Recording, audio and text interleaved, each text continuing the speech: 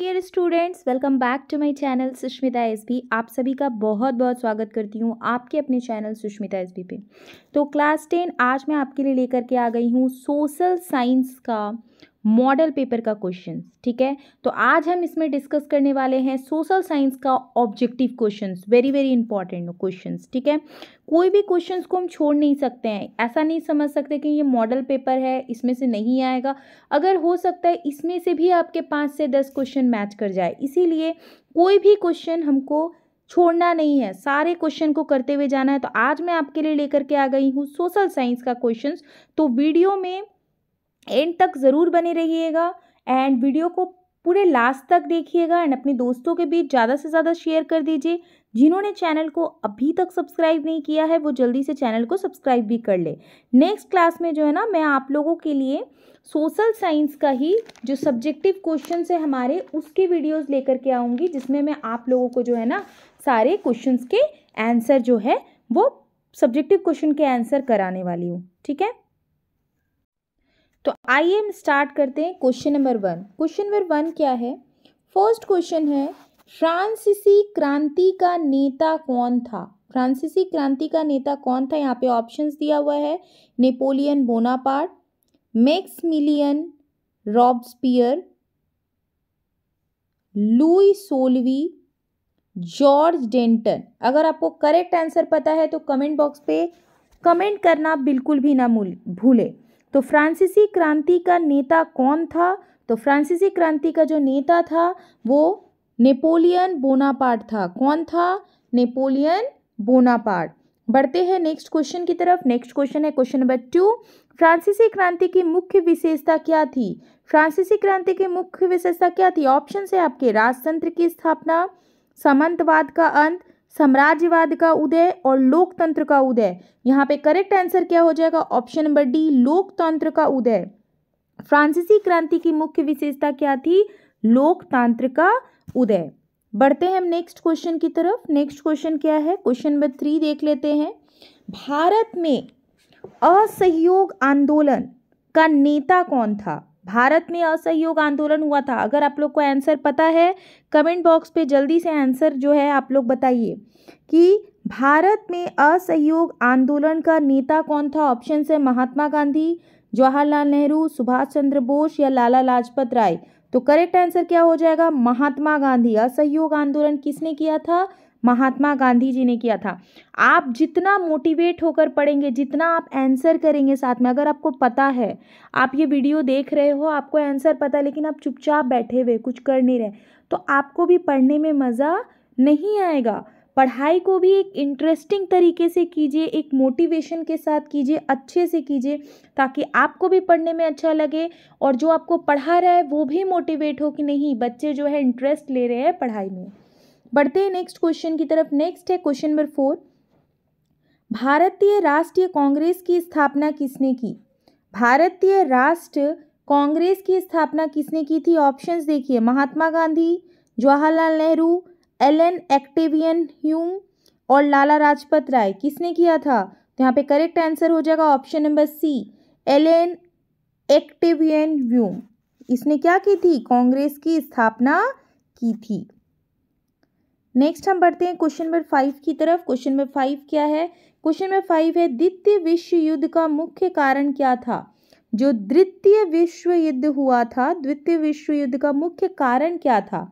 तो यहाँ पे देखिए ऑप्शंस है, नाजी जर्मनी का उदय, जर्मनी द्वारा पोलैंड पर आक्रमण, तीसरा है ब्रिटेन और फ्रांस द्वारा अपनाई गई समझौतावादी नीति, फोर्थ है आपका जापान का पर्ल हार्बर पर हमला।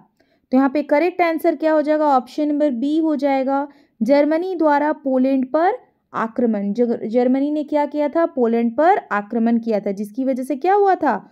विश्व युद्ध जो है हुआ था। नेक्स्ट हम बढ़ते हैं क्वेश्चन नंबर 6 की तरफ। भारतीय उद्यमी जिसने पहली बार भारतीय जूट मिल स्थापित की थी, कौन ऐसा भारतीय उद्यमी था जिसने पहली बार भारतीय जूट मिल स्थापना की थी? यहाँ पे ऑप्शंस दिए हुए हैं, द्वारकानाथ टैगोर, राजा राम मोहन रॉय, दादा भाई नौरोजी या जमशेदजी टाटा। तो यहाँ पे करेक्ट आंसर क्या हो जाएगा? ऑप्शन नंबर ए, द्वारकानाथ टैगोर। इन्होंने पहली बार पहली भारतीय जूट मिल की क्या की थी, स्थापना की थी। बढ़ते हैं नेक्स्ट क्वेश्चन की तरफ। क्वेश्चन नंबर 7, भाप इंजन का विकास करने वाले ब्रिटिश आविष्कार कौन थे। अब देखिए यहाँ पे क्वेश्चन, आंसर करने से पहले क्वेश्चन को बहुत अच्छे से देखिएगा, क्योंकि एक भी क्वेश्चन अगर आप रॉन्ग पढ़ के रॉन्ग आंसर करके आएंगे तो आपका नंबर भी क्या होगा, कट जाएगा। तो भाप इंजन का विकास करने वाले ब्रिटिश आविष्कारक कौन थे। तो यहाँ पे ऑप्शंस दिए हुए हैं, James Watt, Richard Arkwright, Edmund Cartwright, Samuel Slater. तो यहाँ पे करेक्ट आंसर क्या हो जाएगा, James Watt. Option number A जो है वो करेक्ट हो जाएगा। बढ़ते हैं नेक्स्ट क्वेश्चन की तरफ। नेक्स्ट क्वेश्चन है क्वेश्चन नंबर 8। क्वेश्चन नंबर 8 क्या है, मुद्रण तकनीक सबसे पहले कहाँ विकसित हुई। मुद्रण की जो तकनीक थी वो सबसे पहले कहाँ पे विकसित हुई। तो यहाँ पे ऑप्शंस देखिए, भारत में, चीन में, फ्रांस में, यूरोप में, कहाँ पे हुई थी सबसे पहले मुद्रण तकनीक, कहाँ पे विकसित हुई थी। तो यहाँ पे करेक्ट आंसर हो जाएगा ऑप्शन नंबर बी, चीन में। ठीक है, बढ़ते हैं नेक्स्ट क्वेश्चन की तरफ। क्वेश्चन नंबर 9 जो है, गीत गोविंद की रचना किसने की थी। गीत गोविंद की रचना किसने की थी। अगर आपको सही आंसर पता है आप कमेंट बॉक्स पे कमेंट कीजिए, गीत गोविंद की रचना किसने की है। तो यहाँ पे ऑप्शंस दिए हुए, जयदेव, राजा राम मोहन राय, शिवानी, विवेकानंद। यहाँ पे करेक्ट आंसर हो जाएगा जयदेव। जयदेव जी ने जो है गीत गोविंद की रचना की थी। बढ़ते हैं नेक्स्ट क्वेश्चन की तरफ।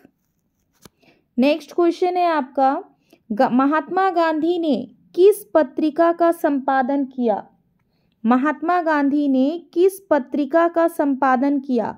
यहाँ पे देखिए ऑप्शंस क्या है, Commonwealth, young India, Bengali, Bihari. किसका किया था, महात्मा गांधी ने किस पत्रिका का संपादन किया था।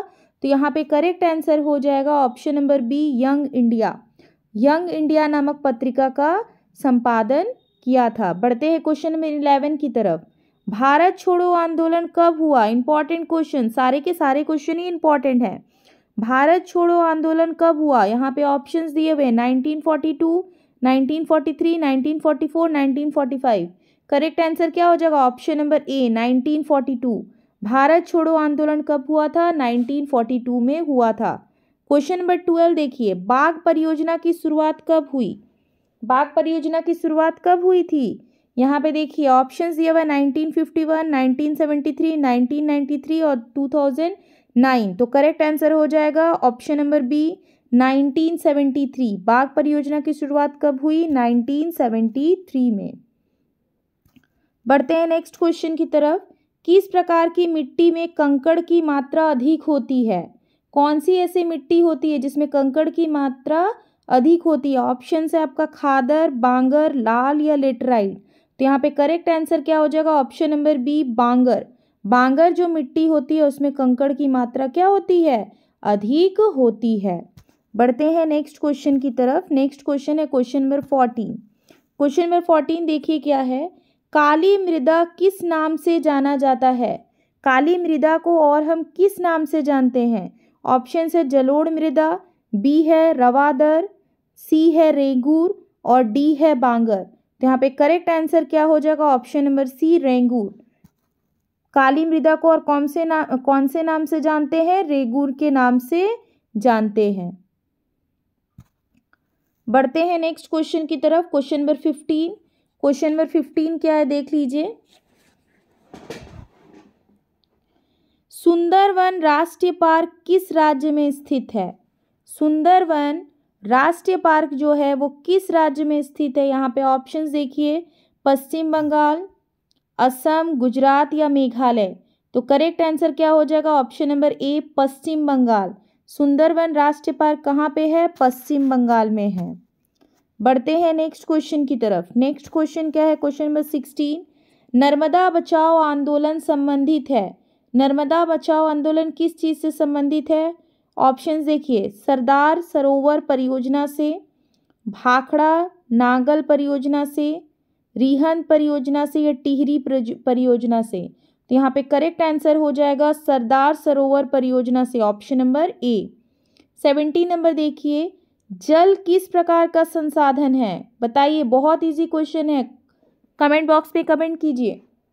जल किस प्रकार का संसाधन है? ऑप्शन से अनवीकरणीय, कृत्रिम, नवीकरणीय, इनमें से कोई नहीं। तो यहाँ पे करेक्ट आंसर क्या हो जाएगा? ऑप्शन नंबर सी, नवीकरणीय। जल किस प्रकार का संसाधन है? नवीकरणीय संसाधन है।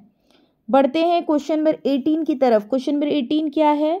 श्रीलंका का राजकीय धर्म क्या है? श्रीलंका का राजकीय धर्म क्या है? ऑप्शन देखिए, इस्लाम, हिंदू, ईसाई या बौद्ध। तो यहाँ पे करेक्ट आंसर हो जाएगा ऑप्शन नंबर डी, बौद्ध। बढ़ते हैं नेक्स्ट क्वेश्चन की तरफ। क्वेश्चन नंबर 19 देखते हैं। क्वेश्चन नंबर 19 है, बेल्जियम में डचों की आबादी कितनी प्रतिशत है? बेल्जियम में जो डच है उनकी आबादी कितनी प्रतिशत है? तो यहाँ पे ऑप्शन देखिए, 57, 58, 59, 60। तो यहाँ पे करेक्ट आंसर हो जाएगा option number C, 59। Question number 20 देख लेते हैं। निम्नलिखित में से कौन सी शक्ति केवल केंद्र के पास है? निम्नलिखित में से कौन सी शक्ति केवल केंद्र सरकार के पास है? तो यहाँ पे देखिए ऑप्शंस है शिक्षा, रक्षा, कृषि और स्वास्थ्य। तो करेक्ट आंसर क्या हो जाएगा? ऑप्शन नंबर बी, रक्षा। बढ़ते हैं नेक्स्ट क्वेश्चन की तरफ। नेक्स्ट क्वेश्चन है आपका 21 नंबर। विकेंद्रीकरण क्या है? विकेंद्रीकरण किसको कहते हैं? तो ऑप्शंस है एक हाथ में शक्ति का केंद्रीकरण, स्थानीय सरकारों की शक्ति का वितरण, केंद्र से राज्यों की शक्ति का हस्तांतरण या स्थानीय सरकारों की शक्ति को करना।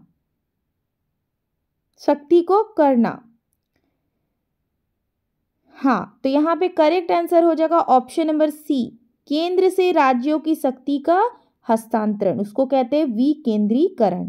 बढ़ते क्वेश्चन नंबर 22 की तरफ। भारत के पूर्वोत्तर राज्यों द्वारा अधिक स्वायत्तता की मांग का मुख्य कारण क्या है? ऑप्शन है आर्थिक पिछड़ापन, बी है आपका सांस्कृतिक और भाषाई अंतर, सी है आपका ऐतिहासिक कारण और डी है आपका भौगोलिक स्थिति। तो यहाँ पे करेक्ट आंसर क्या हो जाएगा? ऑप्शन नंबर बी, सांस्कृतिक और भाषाई अंतर। ठीक है, भारत के पूर्वोत्तर राज्यों द्वारा अधिक स्वायत्तता की मांग का मुख्य कारण क्या है? कि सांस्कृतिक और भाषा का क्या है? अंतर है। नेक्स्ट हम बढ़ते हैं क्वेश्चन नंबर 23 की तरफ। क्वेश्चन नंबर 23 क्या है? क्वेश्चन नंबर 23 है, एक लोकतांत्रिक सरकार को मुख्य विशेषता क्या है? एक लोकतांत्रिक सरकार का मुख्य विशेषता क्या है? ऑप्शंस देखिए, शक्ति का केंद्रीकरण, शक्तियों का पृथक्करण, व्यक्तिगत अधिकारों का संरक्षण, उपरोक्त सभी। तो यहाँ पे करेक्ट आंसर होगा ऑप्शन नंबर डी, उपरोक्त सभी। क्वेश्चन नंबर 24 देख लेते हैं क्या है क्वेश्चन नंबर 24 में। निम्नलिखित में से कौन भारतीय संविधान का एक प्रावधान है जिसका उद्देश्य लिंग समानता को बढ़ावा देना है? ठीक है, लिंग समानता को कौन बढ़ावा देता है? कौन सा ये प्रावधान है? तो यहाँ पे ऑप्शंस देखिए, अनुच्छेद 14, अनुच्छेद 15, अनुच्छेद 16 और अनुच्छेद 21। तो यहाँ पे करेक्ट आंसर हो जाएगा अनुच्छेद 15, ऑप्शन नंबर बी। बढ़ते हैं नेक्स्ट क्वेश्चन की तरफ। नेक्स्ट क्वेश्चन है आपका, भारत किस प्रकार का राज्य है? भारत कैसा राज्य है? ऑप्शन ए है संप्रभुत्व और लोकतांत्रिक, सेकंड है धर्मनिरपेक्ष और संघीय, थर्ड है संप्रभुत्व, लोकतांत्रिक, धर्मनिरपेक्ष और संघीय, फोर्थ है राजतंत्र और अधिनायकवादी। तो करेक्ट आंसर आपका क्या हो जाएगा? ऑप्शन नंबर सी, संप्रभुत्व, लोकतांत्रिक, धर्मनिरपेक्ष और संघीय। बढ़ते हैं नेक्स्ट क्वेश्चन की तरफ। नेक्स्ट क्वेश्चन है क्वेश्चन नंबर 26। क्वेश्चन नंबर 26 देख लीजिए क्या है। ग्रीन बेल्ट मूवमेंट का संबंध किस देश से है? ग्रीन बेल्ट मूवमेंट जो हुआ था उसका संबंध कौन से देश से है? ऑप्शन है आपका Nepal, Bharat, Kenya, Sri Lanka. Correct answer क्या हो जाएगा? Option number C, Kenya. बढ़ते हैं नेक्स्ट क्वेश्चन की तरफ। 27 नंबर, राजनीतिक दलों की मान्यता कौन देता है? कौन देता है राजनीतिक दलों की मान्यता? ऑप्शन है चुनाव आयोग, राष्ट्रपति, संसद या न्यायपालिका। करेक्ट आंसर हो जाएगा चुनाव आयोग। बढ़ते हैं नेक्स्ट क्वेश्चन की तरफ। नेक्स्ट क्वेश्चन है क्वेश्चन नंबर 28। रोजगार गारंटी अधिनियम कब लागू किया गया? रोजगार गारंटी अधिनियम कब लागू किया गया? यहाँ पे ऑप्शन है 2005, 2004, 2003 और 2006। यहाँ पे करेक्ट आंसर हो जाएगा ऑप्शन नंबर ए, 2005 में ये रोजगार गारंटी अधिनियम जो है वो लागू किया गया था। क्वेश्चन नंबर 29, बैंकों की आय का प्रमुख स्रोत क्या है? बैंकों की आय का प्रमुख स्रोत क्या है? ऑप्शंस देखिए, निकासी, ऋण, जमा और इनमें से कोई नहीं। करेक्ट आंसर क्या हो जाएगा? ऑप्शन नंबर बी, ऋण। बैंकों की आय का प्रमुख स्रोत क्या है? ऋण, ऋण देना। बढ़ते हैं नेक्स्ट क्वेश्चन की तरफ। नेक्स्ट क्वेश्चन है क्वेश्चन नंबर 30।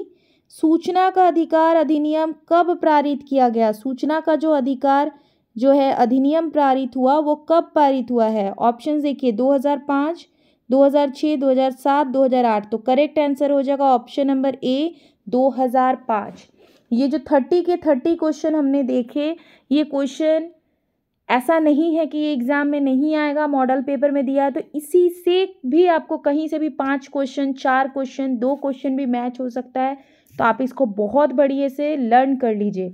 नेक्स्ट क्लास में जो है मैं आप लोगों के लिए लेकर के आऊँगी सब्जेक्टिव क्वेश्चन का आंसर, ठीक है, सोशल साइंस का। और जितने भी क्लास मैंने अभी तक कराए हैं आप लोगों को, सारे क्लासेस को बहुत अच्छे से रिवीजन कीजिए। ज़्यादा समय बिल्कुल भी नहीं है आप लोगों के पास। तो मिलते हैं हम नेक्स्ट वीडियो में। और जिन्होंने चैनल को सब्सक्राइब नहीं किया है अभी तक, वो जल्दी से जल्दी चैनल को सब्सक्राइब करके जाइए। बेल बटन पे ज़रूर प्रेस कर ले ताकि जब भी वीडियो आए तो सबसे पहले आप तक पहुँचे।